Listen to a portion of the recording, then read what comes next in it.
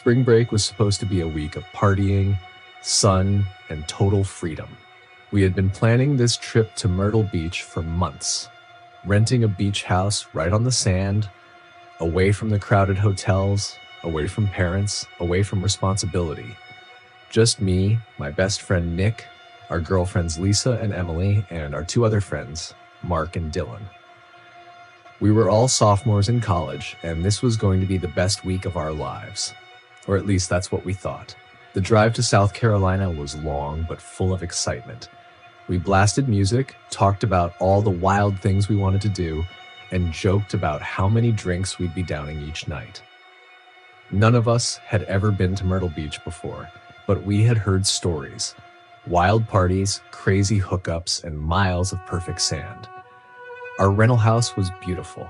A massive 3-story beach house with a wraparound porch, huge windows that overlooked the water, and even a private boardwalk leading straight to the shore. It was a little older than we expected, but it was cheap, and we figured that was just part of the charm. The first sign that something was off came as soon as we arrived. Lisa was the first to notice. "Why is the whole street empty?" She was right. For such a popular destination, our part of the beach felt abandoned.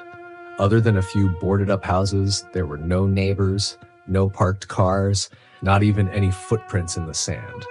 Mark shrugged. "Probably just off-season rentals. Who cares? We have the whole beach to ourselves." That night, we settled in, unpacked, and started drinking. The wind outside howled through the cracks in the house, making the old wooden boards creak. We brushed it off and turned the music up. By 1 a.m., we were hammered. I stumbled outside to take a piss in the sand when I saw something. A woman, standing at the edge of the boardwalk just before it met the beach. At first, I thought maybe she was a lost tourist, but something about the way she stood, completely still, her long black hair hanging over her face, sent a chill down my spine. "Hey," I called out. "You okay?" She didn't move. The longer I stared, the more I thought something was wrong. The air was colder near her. The sound of the waves seemed to disappear. Then, without a word, she turned and walked into the ocean. Not towards it, into it. The water swallowed her legs, her torso, and then her head, without so much as a ripple. I staggered back, heart hammering. I ran inside, breathless, and told everyone what I saw. Nick laughed. "Dude, you're wasted. Probably a shadow." Lisa smacked my arm playfully. "Or you just saw some random drunk girl swimming."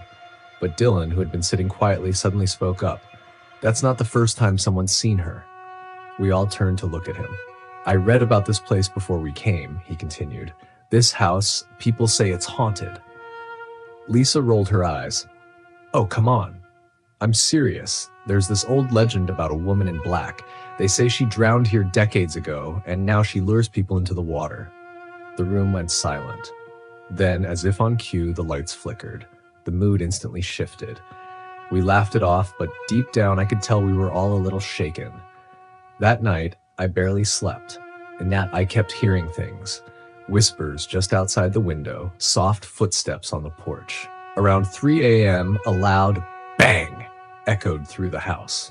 I shot up in bed. It sounded like it came from the kitchen. I crept out of my room, trying not to wake anyone. The house was pitch dark, and the floorboards groaned under my weight. When I reached the kitchen, my blood went cold. The back door was wide open. The salty ocean breeze blew through, making the curtains flutter like ghostly hands. My stomach twisted. We had locked that door. I was sure of it. I stepped closer, peering out into the night. The beach was empty. And then I saw them. Footprints. Wet, bare footprints leading from the water straight to our door. I slammed the door shut, locked it, and backed away. The next morning, I told everyone. No one laughed this time. Things only got worse. Lisa swore she saw someone standing at the top of the stairs in the middle of the night. Mark woke up with deep red scratches on his back that he couldn't explain. And then there were the dreams. We all had them. The same dream every night. Drowning. Dark water pulling us under. A woman's voice whispering in our ears. "Join me." By the 4th day, we were done. We packed our bags, cutting the trip short, But before we left, we decided to walk the beach one last time, just to prove to ourselves that it was all in our heads. That's when we saw the name, carved into the old wooden post at the end of the boardwalk. Elizabeth Carter, 1932 to 1958. Nick's face went pale. That was the name in my dream. We ran to the car. We never spoke about it again. And to this day, I haven't been back to Myrtle Beach.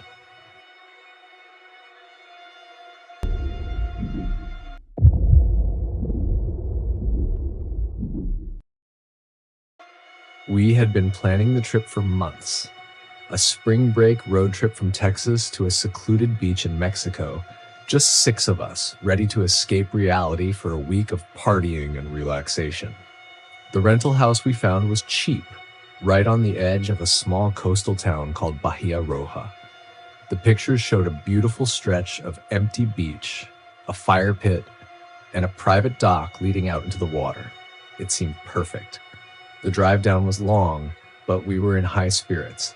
By the time we arrived, the sun was setting, painting the sky in brilliant shades of orange and pink. The house itself was old but charming. White stucco walls, a wraparound porch, and a view of the ocean that felt like a dream. As soon as we got out of the car, though, we noticed something odd.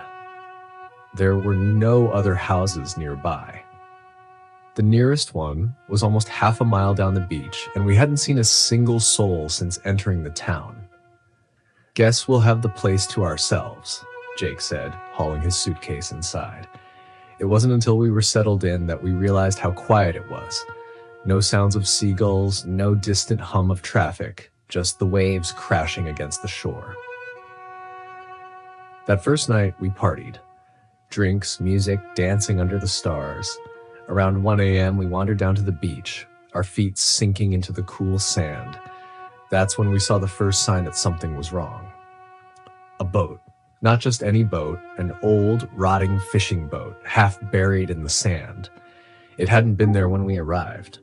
"Was this always here?" Laura asked, hugging her arms. We all exchanged uneasy glances. No one had seen it before, and the thing looked ancient, like it had been left to decay for decades. "Probably just washed up," Danny said, dismissing it. But something about it felt off. There were deep scratches along the wooden frame, like something had clawed at it. We left it alone and went back to the house, locking up for the night. Sometime around 3 a.m., I woke up to a sound, a slow, deliberate knocking. I sat up, heart pounding, trying to figure out where it was coming from. It wasn't the front door. It was the window. My window. I swallowed hard and slowly turned my head. Through the sheer curtains, I could see a figure, standing completely still just outside. I couldn't make out any details, just the silhouette of a tall, thin person. I wanted to scream, but fear kept me frozen in place. Then, as if sensing my terror, the figure lifted a hand and dragged it slowly down the glass. A long, scraping sound filled the room. I bolted out of bed, running straight to Danny's room. He groggily sat up as I shook him. "There's someone outside." That got his attention. He grabbed a bat from his bag, and together we woke the others. Jake, always the tough guy, was the first to storm outside with a flashlight. But when we stepped onto the porch, there was no one there, just the sound of the waves and the rustling of palm trees. "Are you sure you saw someone?" Laura asked. I was about to insist when I saw it. Footprints in the sand, leading from the ocean straight to my window, but no footprints leading away. A deep, unsettling silence fell over us. No one said it, but we were all thinking the same thing. Whoever or whatever had been outside was still here, watching. That night, we locked every door, barricaded the windows, and slept with weapons nearby. Morning couldn't come fast enough. The next day, we drove into town, hoping to ask the locals about the area. But when we mentioned where we were staying, their faces changed. "Casa del Olvido," one of the older men muttered. "The House of the Forgotten," another translated grimly. They told us that years ago, a fishing crew had vanished near our stretch of beach. Their boat washed up weeks later, empty. No bodies were ever found. Some believed they had drowned, others whispered that something had taken them. But the real curse, an old woman warned, is for those who stay there. We left that afternoon. As we packed up, Jake went to check the beach one last time. When he came back, he looked shaken. "The boat's gone," he said. We didn't ask questions. We just drove. As we crossed into Texas, we stopped at a gas station. The old cashier gave us a strange look and said, "Make sure nothing followed you back." I laughed it off, but on the road, I kept seeing shadows flicker in the rearview mirror. We drove the rest of the way without stopping. None of us spoke about it, but we all felt the same thing. Something had followed us home.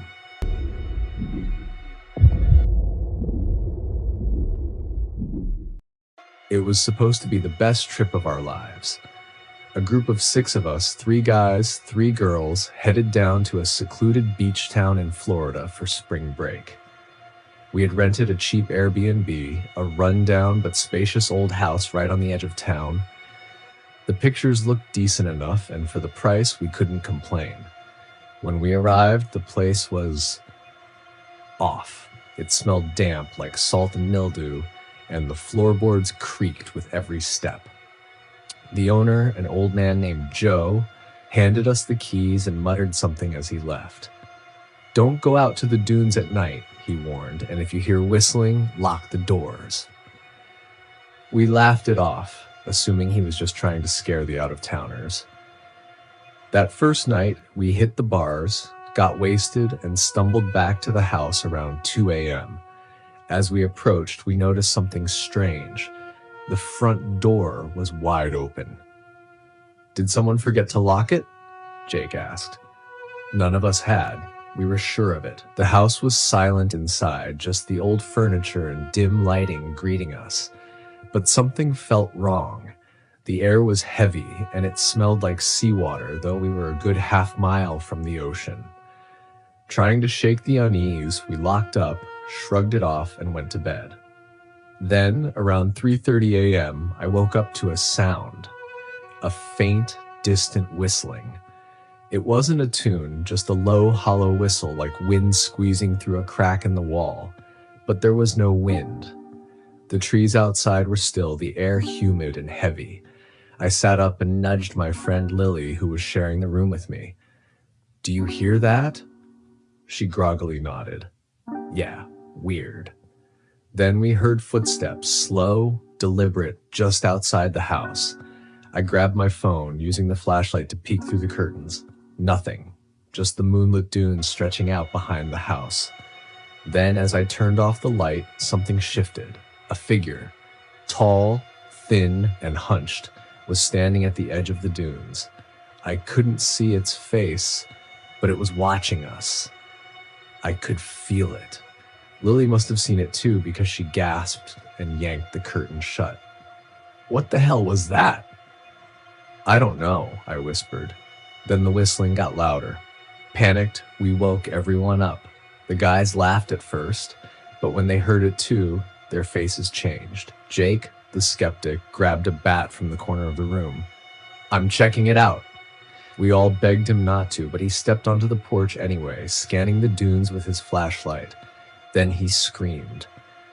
We rushed to the door, but Jake was already sprinting back inside, slamming it shut and locking it. His face was pale, his hands shaking. "What did you see?" I asked. He struggled to find words. It was right in front of me. Its eyes, God, its eyes." The whistling had stopped. None of us slept. We stayed in the living room, lights on, listening for any sound. But there was only silence. By sunrise, whatever had been outside was gone. But the next morning, we found something that made our blood run cold. Footprints, leading from the dunes to our front door. But the strangest part? There were only footprints coming toward the house. None leading away. We left that afternoon, cutting our trip short. When we told the Airbnb owner what happened, he just sighed. "Told you not to go near the dunes at night." Then he shut the door.